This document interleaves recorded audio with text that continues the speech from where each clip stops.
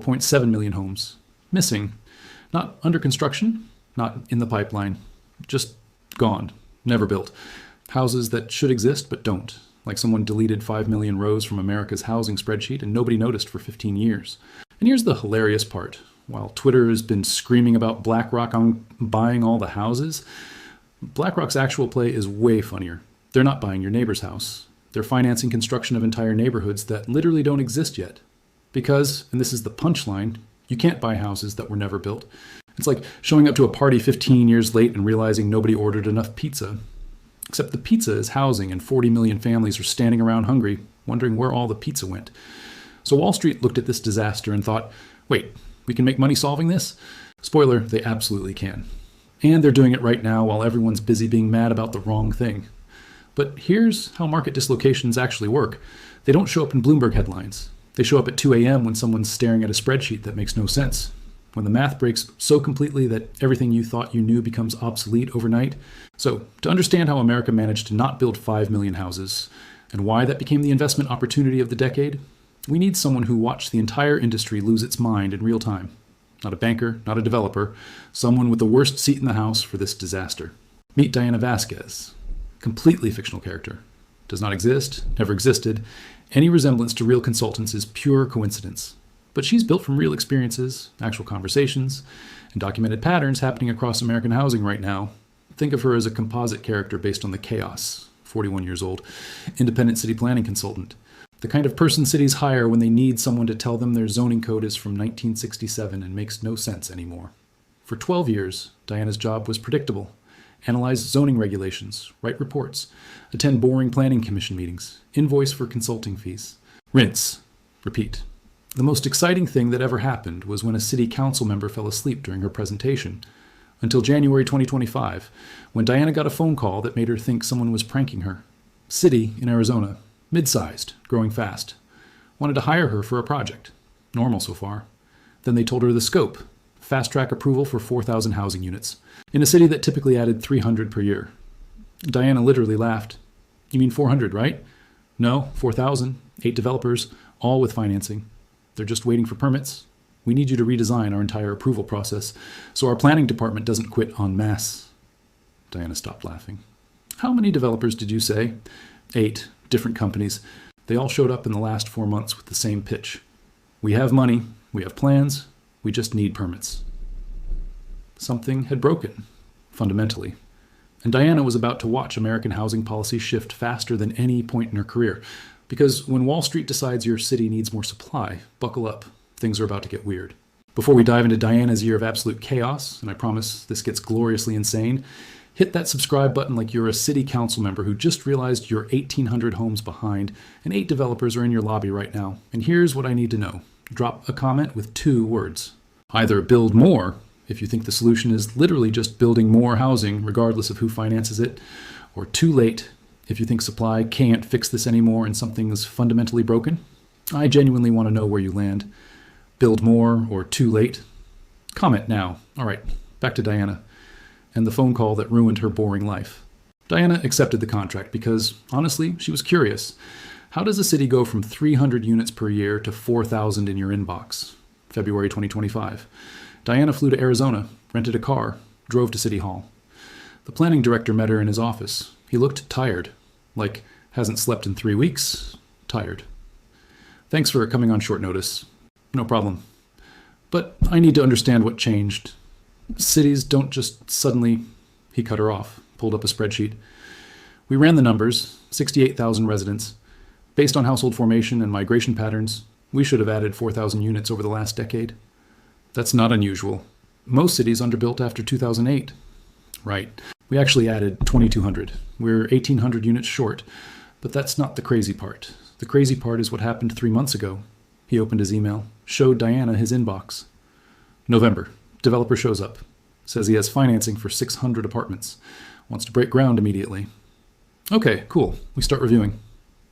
December. Different developer. 400 single-family rentals. Also has financing. Also wants to move fast. January. 3 more developers show up. Same week. All different projects. All saying the same thing. Institutional capital is flooding into housing construction. We need to move now. Diana leaned forward. Let me guess, BlackRock, JP Morgan, big institutional lenders, all of them. These aren't local developers bootstrapping with their own money. These are professionally financed, institutionally backed, ready to execute projects. They have money, they just need permits. Diana opened her laptop, started pulling data. The city's numbers were brutal. Average rent for 2-bedroom, $2,100, up 43% since 2020. Vacancy rate, 2.1%. Anything below 5% is tight. Below 3% is crisis. 2.1% is people are living in their cars territory. Home prices? Median, $420,000. Median household income, $71,000.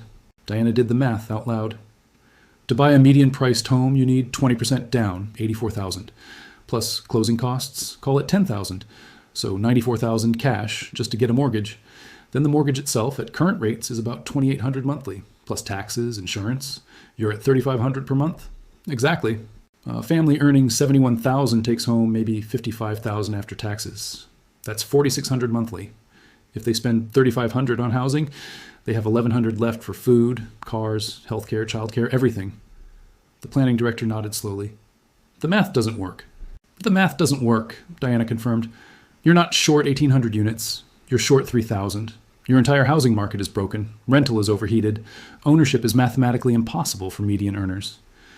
Which is why we're not questioning whether to approve these projects. We're asking, how do we approve 4,000 units without our staff quitting? And that's how Diana spent 6 months redesigning a city's permitting process to handle a construction boom that should not be physically possible. But first, she needed to understand why this was happening everywhere at once. That night, hotel room. Diana pulled national data. The housing shortage wasn't just this city, it was everywhere. But some cities had it way worse. She made a chart. New York, the worst. Only 81 housing units per 100 jobs, meaning 19 out of every 100 workers just don't have housing. They live in Jersey. They commute 3 hours. They're crammed into apartments meant for half as many people. And here's the kicker. Even if mortgage rates dropped to 0%, median income families still couldn't afford median-priced homes. The income gap is that bad. Los Angeles, 338,000 units short, only issuing one housing permit for every 3 new jobs. Average home price, $942,000. And people are leaving. Net population decline of 0.8%.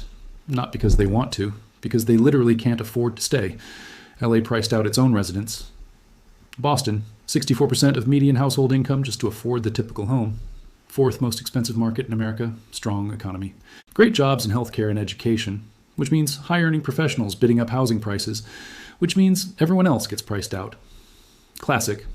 San Francisco, 140,000 units short, despite the tech industry contracting. Decades of restrictive zoning plus coastal commission regulations that block everything. Result? A city hemorrhaging population while simultaneously having a massive housing shortage. Everyone wants to leave, but nobody can afford to move. It's like a Hotel California situation, but with worse rent. Washington, D.C., 5.7% deficit. 1 housing permit for every 4 new jobs. Diana noticed something else. Cities that made it easy to build were closing their gaps. Houston, no zoning regulations at all. Private deed restrictions handle everything at neighborhood level. Median home price, $310,000 in America's 5th largest city. Austin, reformed zoning, streamlined permits, construction boom, supply increasing, affordability improving. Minneapolis, eliminated single-family zoning citywide, allowed density, building like crazy, rents stabilizing. The pattern was obvious. Cities that removed barriers built housing. Cities that added barriers created shortages. It wasn't rocket science, it was just math. Diana fell asleep thinking, this Arizona city is about to learn what happens when you remove barriers. March 2025, City Council meeting. Developers presenting projects. Diana sat in the back taking notes. This was going to be educational. First developer, 600-unit apartment complex. Mix of studios through 3 bedrooms. Target rent, $1,500 to $2,300.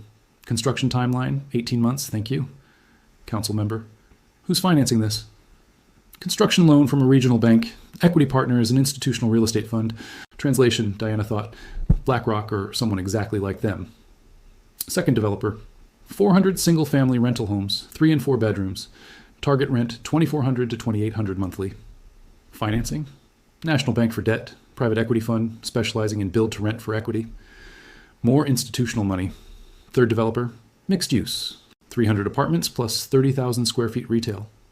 Financing, syndicated construction loan, multiple institutional equity partners. Diana counted 8 developers, 8 presentations, 8 projects with institutional capital in the stack. Not a single local developer bootstrapping with personal savings. These were professionally financed, institutionally backed, ready to execute projects. After the meeting, Diana cornered one of the developers. "Can I ask you something off the record?" "Sure. A year ago, could you have gotten financing for a 600-unit project in a city this size?" The developer actually laughed. "Hell no. 18 months ago, institutional capital wouldn't touch anything under 1,000 units and only in top 10 metros. You know what changed?" "Tell me." Everyone simultaneously realized America's short 5 million homes. Like, woke up one day and went, "Oh shit, we forgot to build houses for 15 years. It's not controversial anymore, it's just math. And when institutional investors see a 5 million unit deficit, they see the trade of the decade. So the money is everywhere? Everywhere. Every lender we talk to says the same thing. Housing is the best risk-adjusted opportunity we've seen in 20 years. I've never seen capital this hungry for construction projects. Diana went back to her hotel and built a model. National housing deficit, 4.7 million units. Current construction pace, 1.6 million units annually. But household formation, 1.8 million annually. Wait. Diana stared at her spreadsheet. We're building 1.6 million per year, but we need 1.8 million per year just to meet new household formation, meaning the deficit is still growing by 200,000 units per year. To stop the deficit from getting worse, build 1.8 million per year. To actually close the 5 million unit gap, build 2.3 million per year for 7 years. 7 years of elevated construction, minimum. If cities approve permits fast enough, if labor is available, if materials don't spike, if NIMBYs don't block everything. That's a lot of ifs. Diana realized every city in America was getting these calls because the opportunity was national, systemic, obvious to anyone with a calculator. April 2025. Diana was reviewing environmental impact reports when one of the developers asked if she had time for coffee. They met at a Starbucks. He looked stressed. "I need advice, off the record." "Go ahead. We have a project ready, 280 apartments, financing approved, site cleared. But our equity partner wants to add a second phase, another 220 units, and convert everything to build to rent instead of traditional apartments." Diana put down her coffee. "Okay, explain the difference, because I feel like people use these terms interchangeably, and they're not." The developer pulled out his phone, showed her renderings. "Traditional apartments. We build a multifamily building, operated as rentals. Standard stuff. But we keep the option to sell the building in 5 years to another operator. Or if the market shifts, maybe convert some units to condos for sale. It's flexible. A build to rent is totally different. These look like single-family homes, individual houses with yards. But they are designed from day one to never be sold individually. The entire neighborhood stays rental stock forever. Our equity partner loves this because it's long-term stable income. But it means 500 families will never have the option to buy these homes." "Exactly. And I'm worried that makes me the bad guy. Like I'm locking people out of the American dream or whatever." Diana leaned back. "Okay, let me show you something." She opened her laptop, pulled up the city's data. Median home price in this city, $420,000. Median household income, $71,000. To buy a median-priced home at current rates, you need $94,000 cash for down payment and closing costs. The developer nodded. "How many families in the city have $94,000 cash sitting around?" "I don't know, 10%, maybe?" "I'd say less, maybe 7%.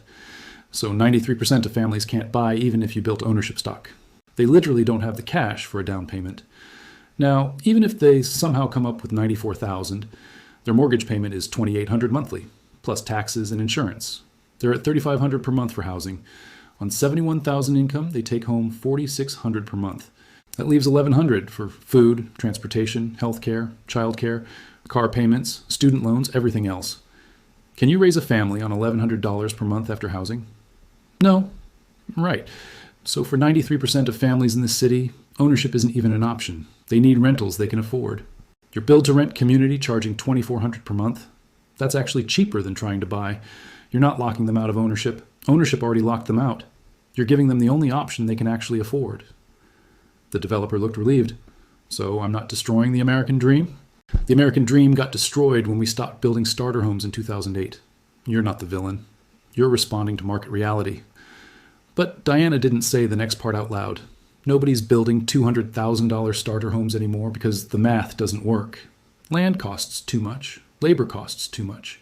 Regulations cost too much. so developers build what pencils out: luxury condos or institutional rental communities. The missing middle, homes normal families can afford to buy, died 15 years ago and isn't coming back without serious intervention. "There's something else bothering you," Diana said.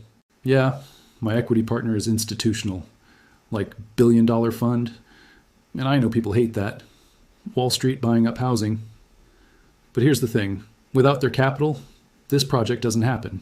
Local banks won't touch it. Small investors don't have enough. If I want to build 500 units, I need institutional capital." Diana nodded. "Let me tell you what I've learned. People aren't actually mad at institutional capital. They're mad that housing is unaffordable. They're looking for someone to blame, and faceless Wall Street firms make an easy target.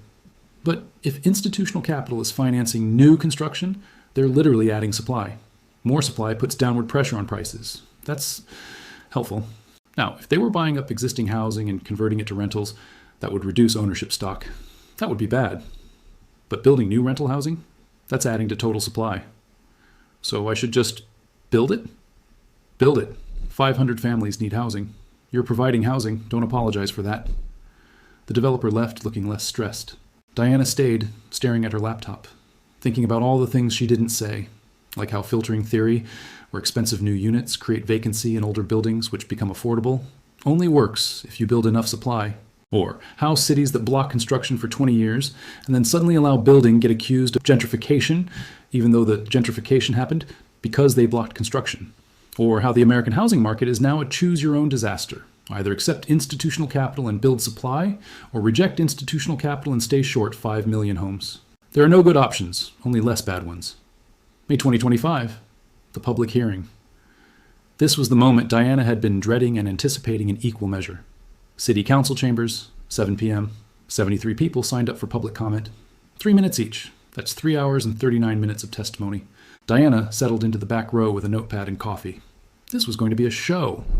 The council president opened, "We're here to discuss proposed housing developments totaling 4,000 units. We'll hear from all registered speakers. Please be respectful." First speaker, young couple, late 20s, nervous. "Hi, we're Sarah and Jake. We've been trying to buy a house for 2 years. We've made offers on 11 homes. Outbid every time. We both have good jobs. We have savings. But we can't compete with cash offers or people putting down 50%. Last week we got outbid on a house by $80,000, $80,000 over asking. How are we supposed to compete with that? We pay $2,200 monthly for a 1-bedroom apartment. We want to start a family, but we can't afford a 2-bedroom. Please approve these projects. Build everything. We don't care anymore. Thank you." They sat down. Some applause. Second speaker, man, probably 70, angry before he even spoke. "I moved here 30 years ago because this was a nice, quiet community. Safe, good schools, a place you could raise a family without worrying. Now you want to approve 4,000 units? Do you understand what that means? That's more people than live in entire neighborhoods. Our infrastructure can't handle it. I spend 15 minutes leaving my neighborhood now. You add 4,000 units, I'll spend an hour in traffic just to get to the grocery store. And let's talk about what nobody wants to say. These developments bring crime. More people means more problems. And our police department is already understaffed. But here's what really gets me. Property values. I'm 71 years old. I'm retired. My home is my retirement fund. If you flood the market with apartments, values will crash. You're destroying my future to help developers get rich. Vote no. Thank you." Much louder applause. Maybe half the room. Diana noted the divide. Young people, desperate for housing. Older homeowners, terrified of change. Third speaker, woman, 50s. Diana recognized the type immediately. Small-time landlord. "I own 4 rental properties in this city. I've been a landlord for 12 years. I'm not some evil slumlord. I maintain my properties. I know my tenants by name. I charge fair market rates. But these build-to-rent communities backed by billion-dollar investment funds, they're going to crush us. Small local landlords can't compete with institutional capital that can take losses for years while they capture market share.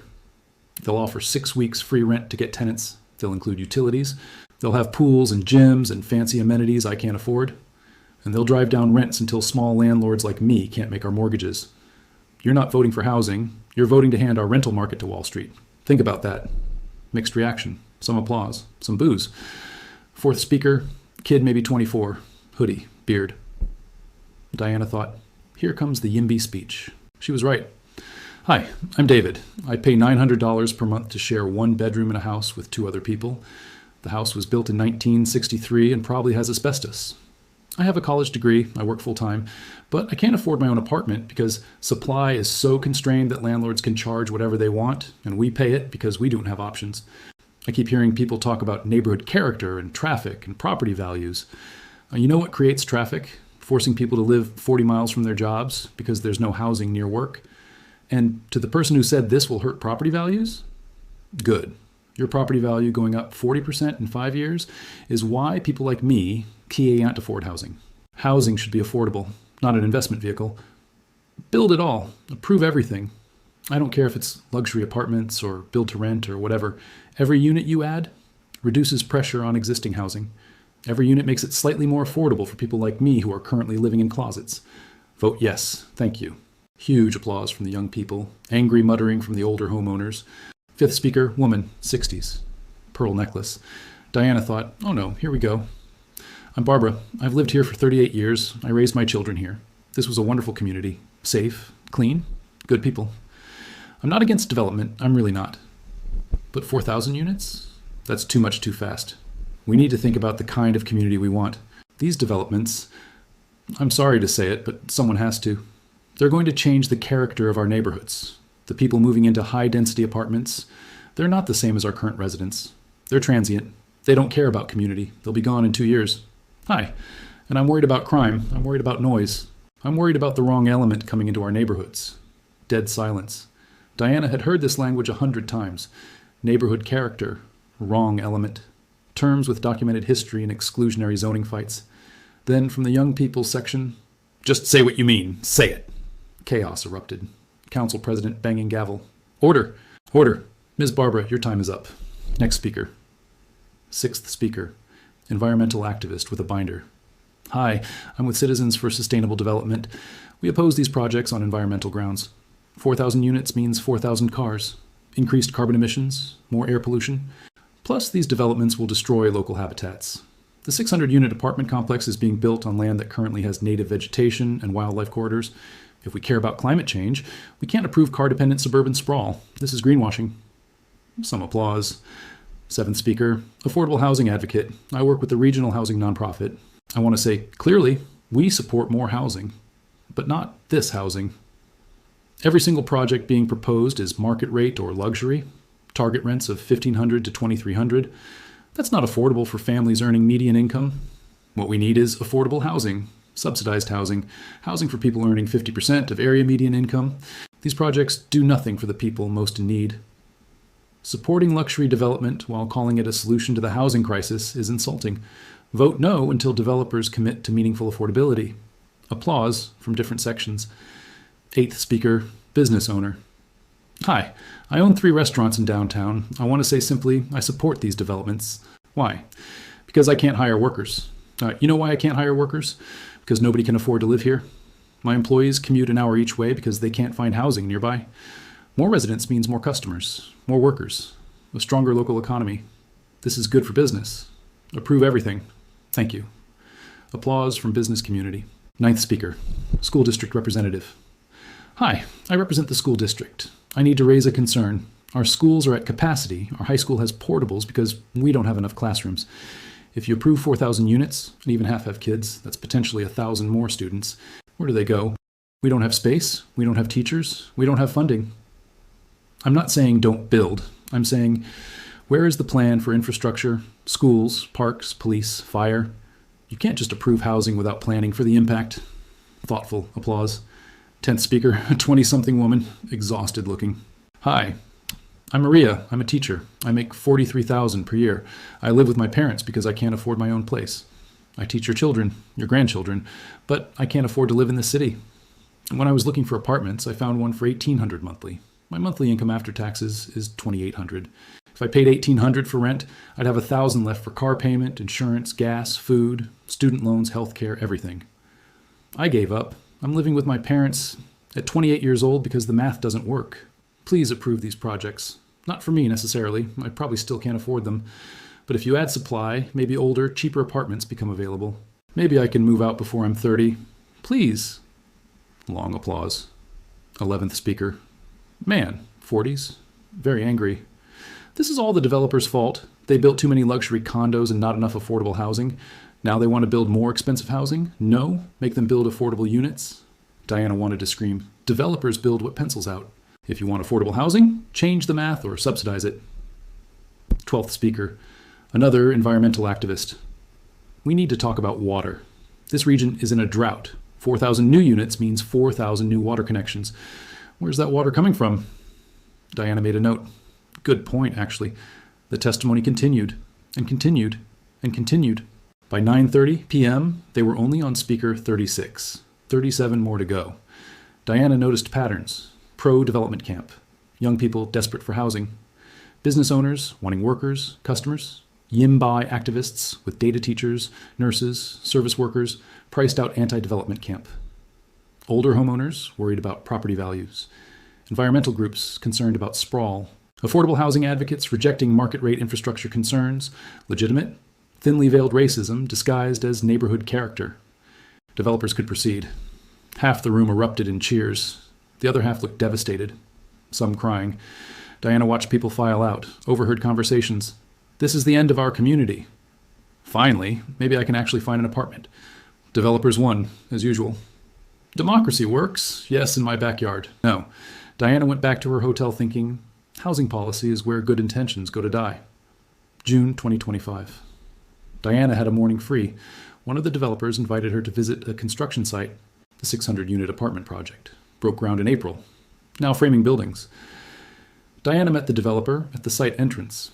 Hard hats mandatory. They walked through mud and construction debris toward the rising structures. This is going to be amazing when it's done, he said. 6 buildings, pool, gym, courtyards. Target rent $1,500 to $2,300. Diana looked around. Dozens of workers, concrete trucks, cranes, machinery everywhere, money being spent in massive quantities. How's financing holding up? She asked. Great. Lender is happy. We're on schedule. Pre-leasing starts in 8 months and we're already getting calls. From who? Young professionals mostly, couples, a few families, people desperate to move out of their current situations. This will be 95% leased before we complete the last building. Diana noticed something. Your workers? Where are they living? The developer hesitated. Honestly, that's become a problem. Half our crew commutes from an hour away because they can't find affordable housing nearby. Some are living in RV parks. One of our foremen is sleeping in his truck because he can't afford first month plus deposit on an apartment. So, you're building housing with workers who don't have housing. Yeah, the irony isn't lost on me. We're paying them 25% above market because labor's so tight. But even with the raise, they can't afford local rents. They walked through the framed buildings.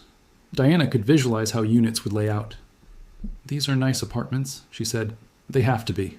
We're competing with every other new development. Cheap finishes mean nobody rents. But that's the problem, right? You're building Class A luxury because that's what pencils out. What about Class B affordable? The developer stopped walking, turned to face her.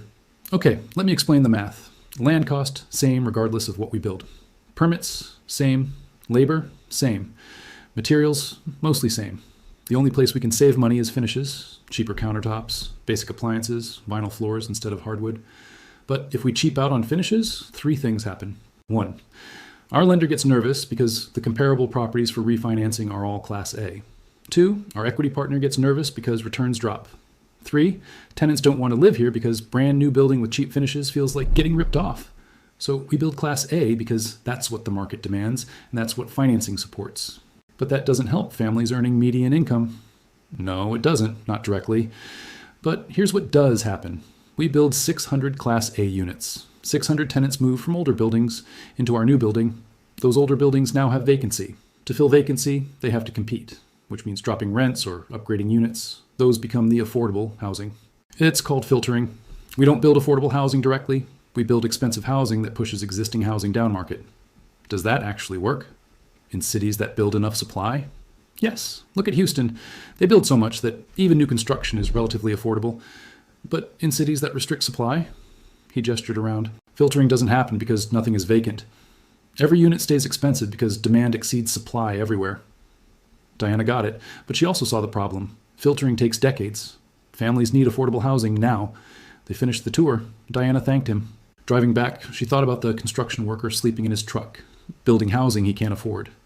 Because the market only builds what pencils out, and what pencils out is luxury apartments for people who already have housing. The people who need housing most are the people the market serves least. That's not a market failure. That's the market working exactly as designed, serving people with money, ignoring people without it. July 2025. Diana had been working on this contract for 5 months. She was reviewing permit applications when her phone rang. Unlisted number. Diana Vasquez? Speaking. This is Jim Crawford. I'm on the city council. Can we talk off the record? Uh-oh. Sure. You're helping us approve these developments quickly, right? That's my job, yes. Here's the thing. Some of us think maybe we're moving too fast. We're getting pressure from residents. A lot of pressure. Calls, emails, people showing up at our houses. Diana stayed quiet. Well, what if we slowed down? Took more time to study infrastructure impacts? Did more environmental review? Maybe stretched approval timeline from 6 months to 18 months? That would allow 3 election cycles for residents to recall council members who voted yes. Silence. That's certainly a consideration, he finally said. Can I be blunt? Please. You're asking me if there is a way to look like you are approving housing while actually delaying it long enough that developers give up or financing expires. The answer is yes, there are ways to do that. CEQA lawsuits, additional environmental review, traffic studies, infrastructure studies. You can delay projects for years. But here's what happens. Developers go to the next city. Your housing shortage stays at 1,800 units. Rents keep rising. Young people keep leaving. And in 5 years, you will be having the same conversation, except the deficit will be 3,000 units instead of 1,800. You asked for my opinion off the record. Here it is. Approve the housing or don't. But don't pretend you're approving it while actually blocking it. That's cowardice. Long silence. I appreciate your honesty. He hung up. Diana sat there thinking, this is how housing shortages persist, not through direct opposition. Through procedural delay disguised as thoughtful process. Death by 1,000 studies. She wondered if he'd vote no next time, or if he'd vote yes and then quietly work behind the scenes to slow everything down. Politics is exhausting. August 2025. Diana's contract was wrapping up. Final status check. Project 1, 600 apartments. Under construction. 60% complete. Opening April 2026. Project 2, 400 build to rent. Permits approved. Breaking ground September. Project 3, 300 mixed use. Approved. Construction starts October. Projects 4 to 8, 2,700 additional units. Various stages of approval. Total 3,700 units approved or under construction. The city had gone from 1,800 units behind to potentially 1,000 units ahead. If everything gets built, if no lawsuits delay construction, if labor stays available, if materials don't spike, lots of ifs. Diana wrote her final report. 7 sections. Section 1. Institutional capital is not the villain, it's responding to systemic supply shortage. When cities make approvals easy, capital flows in. When cities make approvals difficult, capital goes elsewhere and shortages persist. Lesson. The enemy isn't Wall Street. The enemy is cities that block construction for 20 years and then act surprised when there is a shortage. Section 2. Build to rent serves a real market. 90% of families can't afford down payments on median-priced homes. They need rentals. Build to rent provides rentals at scale. Criticize the lack of affordable ownership stock. Don't criticize existence of rental stock that families can actually afford. Section 3. NIMBYism has measurable costs. Every year of delayed construction means higher rents, fewer ownership opportunities, young families leaving, businesses unable to hire workers, longer commutes, more doubled-up households.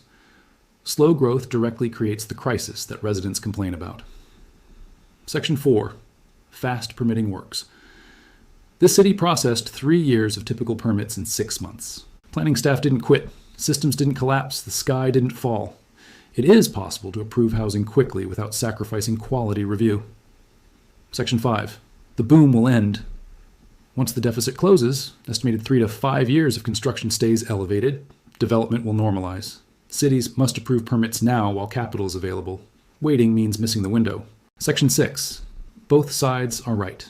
This is the uncomfortable truth. NIMBYs have legitimate infrastructure concerns. YIMBYs have legitimate housing needs.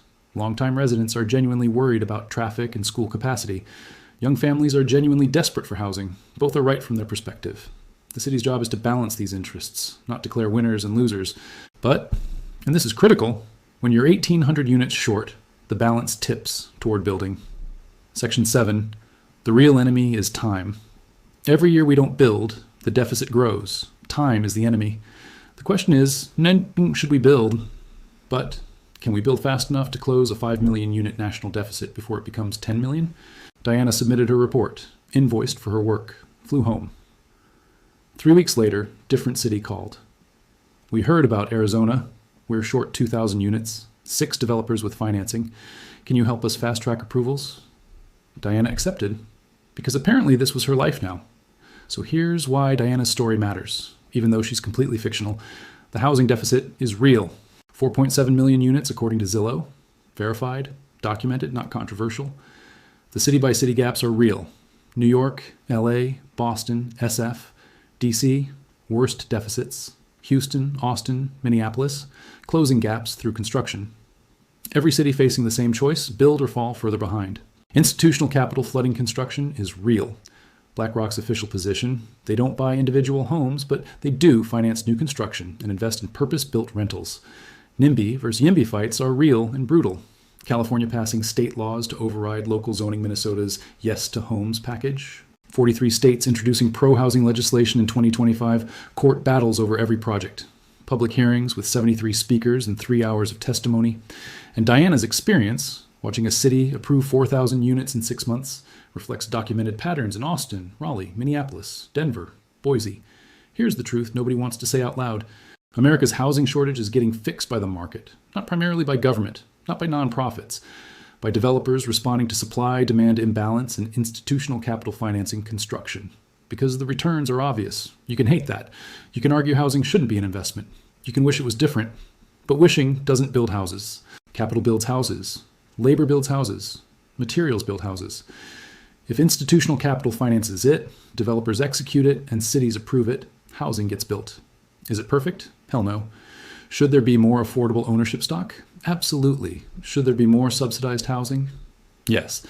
But you know what's worse than institutional capital financing market rate rentals? No housing getting built at all, which is what happened from 2008 to 2020. We built 1.2 million annually when we needed 1.5 million. The 300,000 unit annual gap compounded into a 5 million unit catastrophe. Now we're paying for those decisions. Rents up 49% since 2017. Median home price, $412,000, 60% higher than 2019. Half of all renters cost burdened. 8.1 million families doubled up because they can't afford housing. Young professionals living with parents at age 28. Construction workers building apartments they can't afford to live in. The solution, inconveniently, is building millions of units, fast, wherever capital will finance and cities will permit. The math is brutal. Deficit, 4.7 million units. Annual construction, 1.6 million units. Annual need, 1.8 million, just to meet household formation. Time to stabilize, 3 years. Time to close deficit, another 3 years. Total, 6 years of elevated construction. Minimum if cities keep approving. If capital keeps flowing. If NIMBYs don't block everything. If lawsuits don't delay projects for years. That's the opportunity. That's the crisis. That's why BlackRock and every major lender is betting billions on U.S. housing. Not because they're altruistic, because 5 million unit supply deficits create investment opportunities. And institutional capital is very good at finding opportunities. The future depends on which force wins. YIMBY path, cities streamline permits, construction booms, supply increases, rents stabilize, younger families afford housing. Crisis slowly resolves over 6 to 8 years. Austin, Minneapolis, Houston show this works. NIMBY path, cities keep restricting supply, nothing gets built. Deficit grows to 7 million, then 10 million. Rents keep rising, young people keep leaving. Crisis compounds. San Francisco, Los Angeles, parts of New York show the consequences. Which path will America choose? Diana's now working on her 7th city. Same problem, short on units. Developers with money? City needs help approving permits fast. She's learned something important. Housing policy isn't about ideology, it's about math. Does this project add supply? Yes or no? Does demand exist? Yes or no? Can infrastructure support it? Yes or no? Will the city approve before developers lose patience and go elsewhere? Yes or no? If yes to all 4, approve the permits. Build the units, reduce the deficit, everything else is theater. The angry retiree at the public hearing talking about neighborhood character? Theater. The GIMBY activist yelling about okay boomer? Theater. The environmental lawsuit claiming apartments will destroy wildlife corridors? Theater. The real question, the only question, is are we building enough housing? Currently, no. We're 1.8 million short every year. Can we fix it? Maybe. If we build 2.3 million annually for 6 years, will we? That's the question. Diana doesn't know, but she's helping one city at a time try. 4.7 million homes, one permit at a time, one public hearing at a time, one construction site at a time. It's messy, it's controversial. It generates death threats to city council members, but it's happening. And maybe in 6 years, your rent stops going up. Maybe your kids find housing. Maybe teachers don't have to live with their parents. Maybe construction workers can afford the apartments they're building. Not because Wall Street suddenly cares, but because even Wall Street can't ignore math this obvious. 5 million missing homes? Millions of families desperate for housing. Massive gap between supply and demand. That's not ideology. That's arithmetic. And when arithmetic meets capital, meets cities willing to approve permits, houses get built. Welcome to 2026, where the biggest housing crisis became the biggest construction boom, where your city planning consultant is approving more housing in 6 months than the city built in 15 years, where 73 people testify for 3 hours and the council votes 6-1 anyway. It's not the future anyone wanted. It's not ideologically pure. It involves institutions and capital and all the things people love to hate. But it might actually work. And honestly, at this point, might work is the best option we've got. 4.7 million homes to go. Better start building.